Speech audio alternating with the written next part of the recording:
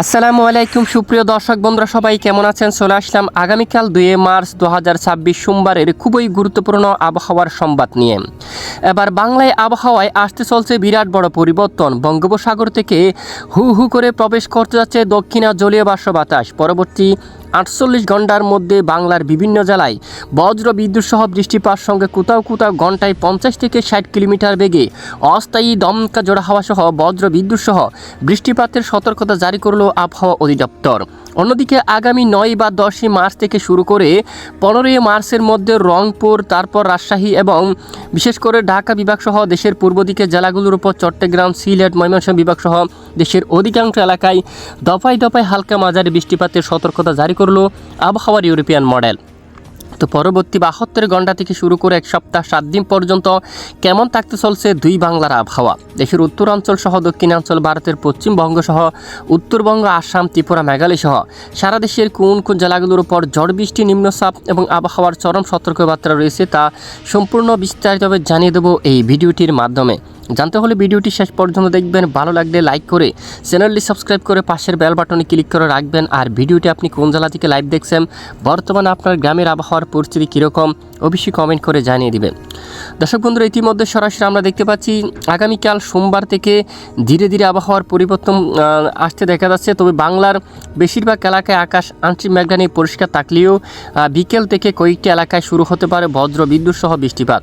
এর মধ্যে বরিশাল, ভোলা, বুরহানুদ্দিন, লালমোহন, চরপেশং, হাতিয়া সহ কয়েকটি অঞ্চলে বিকেল থেকে সন্ধ্যার মধ্যে বা রাতের মধ্যে বিক্ষিপ্ত বজ্রসহ বৃষ্টিপাতের সম্ভাবনা থাকবে। সকাল থেকে দুপুর পর্যন্ত দেশের অধিকাংশ এলাকায় আকাশ প্রায় পরিষ্কার থাকার সম্ভাবনা রয়েছে এবং রাত থেকে শুরু করে বিশেষ করে আগামী মঙ্গলবার 3 মার্চের মধ্যে দক্ষিণা জলীয় বাষ্প দেখুন প্রবেশ করতে পারে দেশের বিভিন্ন অঞ্চলে।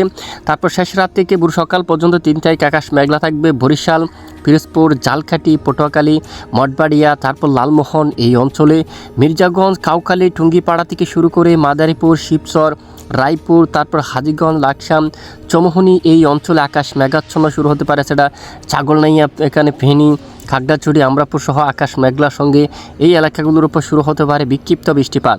তখন রঙ্গাছড়ি, রাজস্থলী, বিলাইছড়ি, রাঙ্গামাটি, লংগদু, কাগড়াছড়ি, দিঘিনালা থেকে শুরু করে শিলচর বাজার এবং এখানে দেখুন পাহাড়ীয় অঞ্চলগুলোর উপর বিক্ষিপ্ত বজ্রসহ বৃষ্টিপাতের সম্ভাবনা থাকবে। কোথাও কোথাও ঘন্টায় 40 থেকে 50 কিলোমিটার বেগে দমকা ঝড়ো বাতাসও বয়ে যাওয়ার সম্ভাবনা থাকবে এবং মতিরহাট, লালমোহন এখানে অনেক এলাকায় আকাশ প্রায় প্রচণ্ড আকারে মেঘাচ্ছন্ন থাকার সম্ভাবনা রয়েছে। এরপরে বুধবার, বৃহস্পতিবার দেশের আকাশ পরিষ্কার থাকতে পারে এবং সকালে কিছু কিছু এলাকায় মেঘের আনাগোনা শুরু হতে পারে।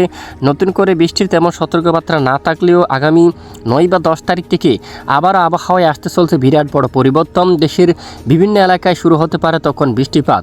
বিশেষ করে বৃষ্টিপাতের আওতায়ভুক্ত থাকবে এখানে দেখুন নাসিরনগর, তারপর খোয়াই অঞ্চল, আমবাসা, কুমারগড়, তারপর এখানে রয়েছে কামালগঞ্জ, ধর্মনগর, কোলাউড়া, এছাড়া ভরলেখা, সিলেট, বালাগঞ্জ এই অঞ্চল, মাদা, সিলেট বিভাগের অনেক এলাকায় বৃষ্টিপাতের সম্ভাবনা থাকবে।